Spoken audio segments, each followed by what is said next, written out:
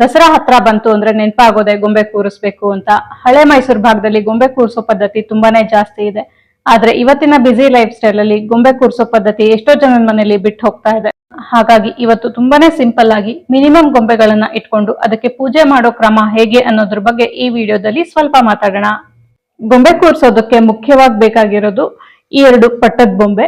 ಇದನ್ನ ಗೊಂಬೆ ಕೂರಿಸೋ ಪದ್ಧತಿ ಇರೋರ್ ಮನೆಯಲ್ಲಿ ಮದ್ವೆಲ್ ಕೊಟ್ಟಿರ್ತಾರೆ, ಅಂದ್ರೆ ಹುಡುಗಿ ತವ್ರ ಮನೆಯಲ್ಲಿ ಈ ಬೊಂಬೆಗಳನ್ನ ಕೊಟ್ಟಿರ್ತಾರೆ. ಅಥವಾ ಇವಾಗ ಯಾರಾದ್ರೂ ಗೊಂಬೆ ಕೂರಿಸ್ಬೇಕು ಅಂತ ಇಷ್ಟಪಡೋರು ಕೂಡ ಅಂಗಡಿನಲ್ಲಿ ತಗೋಬಹುದು.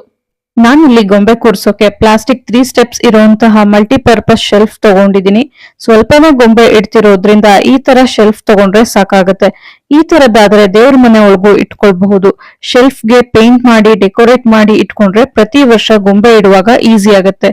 ನಾನಿಲ್ಲಿ ಡೆಕೋರೇಟ್ ಏನು ಮಾಡ್ತಾ ಇಲ್ಲ, ಹಾಗೆ ಇಡ್ತಾ ಇದ್ದೀನಿ. ಮೊದಲಿಗೆ ಪಟ್ಟದ ಗೊಂಬೆನ ಇಟ್ಕೊಳ್ತಾ ಇದ್ದೀನಿ. ಗೊಂಬೆನ ಕ್ಲೀನ್ ಮಾಡಿ ಹಣೆಗೆ ಕುಂಕುಮ ಇಟ್ಟಿದ್ದೀನಿ. ಗೊಂಬೆ ಇಡೋ ಜಾಗದಲ್ಲಿ ರಂಗೋಲಿ ಹಾಕ್ಬೇಕು. ನಾನಿಲ್ಲಿ ಚಿಕ್ಕದಾಗ ಒಂದು ರಂಗೋಲಿನೂ ಹಾಕೊಂಡಿದ್ದೀನಿ. ಇವಾಗ ಕಲಶ ಇಟ್ಕೊಳ್ಬೇಕು. ಕಲಶಕ್ಕೆ ಬೆಳ್ಳಿದೊಂದು ಚಿಕ್ಕ ಚೊಂಬೋ, ಲೋಟನೋ, ಪಂಚಪಾತ್ರೆನೋ ಅಥವಾ ಹಿತ್ತಾಳೆ ತಾಮ್ರದ ಪಾತ್ರೆನೂ ಇಟ್ಕೊಳ್ಬಹುದು. ಕಲಶದೊಳಗೆ ನೀರು, ವಿಳ್ಯದೆಲೆ, ಹೂವು ಇಟ್ಕೊಂಡ್ರಾಯ್ತು.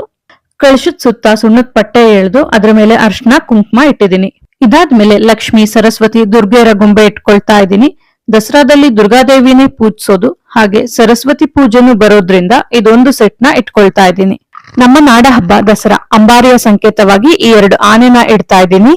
ಇದಾದ್ಮೇಲೆ ಗೊಂಬೆ ಇಡ್ಬೇಕಾದ್ರೆ ಅಕ್ಕಿ ಬೇಳೆನು ಇಡ್ತಾರೆ. ಹಾಗಾಗಿ ನಾನಿಲ್ಲಿ ಕಲ್ಲಿನ ಪಾತ್ರೆ ಸೆಟ್ ಇತ್ತು, ಅದರಲ್ಲೇ ಅಕ್ಕಿ ಬೇಳೆಗಳನ್ನ ಹಾಕಿ ಇಡ್ತಾ ಇದ್ದೀನಿ. ಇಲ್ಲಾಂದ್ರೆ ಚೆಟ್ಟಿಯಾರ್ ಡಾಲ್ಸ್ ಇದ್ರೆ ಅದ್ರ ಮುಂದೆನೂ ಅಕ್ಕಿ ಬೇಳೆ ಎಲ್ಲ ಹಾಕಿಟ್ರೆ ಅವಾಗ ಒಂದು ಅಂಗಡಿ ತರ ಕಾಣಿಸುತ್ತೆ ನೋಡೋದಕ್ಕೆ. ಒಂದ್ ಸೈಡ್ ಅಲ್ಲಿ ಪಾತ್ರೆ ಇಟ್ಟಿರೋದ್ರಿಂದ ಇನ್ನೊಂದ್ ಸೈಡ್ ಅಲ್ಲೂ ಪಾತ್ರೆ ಸೆಟ್ ನೇ ಇಟ್ಕೊಳ್ತಾ ಇದ್ದೀನಿ. ಈ ಚಿಕ್ಕ ಪಾತ್ರೆನ ತಗೊಂಡಿದ್ದು ಕಂಚಿಗೆ ಹೋದಾಗ. ಕಂಚಿ ವಿಡಿಯೋದಲ್ಲಿ ತೋರಿಸಿದೀನಿ. ಯಾರಾದ್ರೂ ಆ ವಿಡಿಯೋ ನೋಡಿಲ್ಲ ಅಂದ್ರೆ ಲಿಂಕ್ ನ ಡಿಸ್ಕ್ರಿಪ್ಷನ್ ಅಲ್ಲಿ ಹಾಕಿರ್ತೀನಿ, ನೋಡ್ಬಹುದು. ಇದಾದ್ಮೇಲೆ ಒಂದ್ ಬುಟ್ಟಿ ಒಳಗೆ ಹಣ್ಣನ್ನೆಲ್ಲ ಹಾಕಿ ಇಡ್ತಾ ಇದ್ದೀನಿ. ನನಗೆ ಸೈಡ್ ಅಲ್ಲಿ ಇನ್ನೂ ಒಂದ್ ಸ್ವಲ್ಪ ಜಾಗ ಖಾಲಿ ಇದೆ ಅಂತ ಒಂದು ಕಲ್ಲಿನ ಮಂಟಪ ಇಟ್ಕೊಂಡು ಅದ್ರ ಒಳಗೆ ಒಂದ್ ಚಿಕ್ಕ ಗಣೇಶನ ಇಟ್ಕೊಳ್ತಾ ಇದ್ದೀನಿ. ಹಾಗೆ ಇನ್ನೊಂದ್ ಸೈಡ್ ಅಲ್ಲಿ ಕೃಷ್ಣನ ಇಟ್ಕೊಳ್ತಾ ಇದ್ದೀನಿ. ಹೀಗೆ ಸಿಂಪಲ್ ಆಗಿ ಗೊಂಬೆನ ಜೋಡಿಸ್ಕೋಬಹುದು. ಈ ತರ ದಸರಾದ ಮೊದಲನೇ ದಿನ ಗೊಂಬೆ ಇಟ್ಕೊಂಡ್ರೆ ಸರಸ್ವತಿ ಪೂಜೆ ದಿನ ಇದ್ರ ಮುಂದೆ ಪುಸ್ತಕ ಇಟ್ಟು ಪೂಜೆ ಮಾಡ್ಬೇಕು. ಮನೆಯಲ್ಲಿ ಓದ್ತಿರೋ ಮಕ್ಳಿದ್ರೆ ಅವ್ರ ಪುಸ್ತಕ ದೇವ್ರ ಮುಂದೆ ಇಟ್ಟು ಪೂಜೆ ಮಾಡಬಹುದು. ಗೊಂಬೆ ಜೋಡ್ಸಕ್ಕೆ ಮುಖ್ಯವಾಗಿ ಬೇಕಾಗಿರೋದು ಏನಪ್ಪಾ ಅಂದ್ರೆ ಪಟ್ಟದ ಬೊಂಬೆ, ಕಲಶ, ಅಕ್ಕಿ ಬೇಳೆ, ಸರಸ್ವತಿ ಪೂಜೆ ದಿನ ಪುಸ್ತಕ, ಇದಿಷ್ಟು ಇಟ್ಕೊಂಡ್ರೆ ಆಯ್ತು.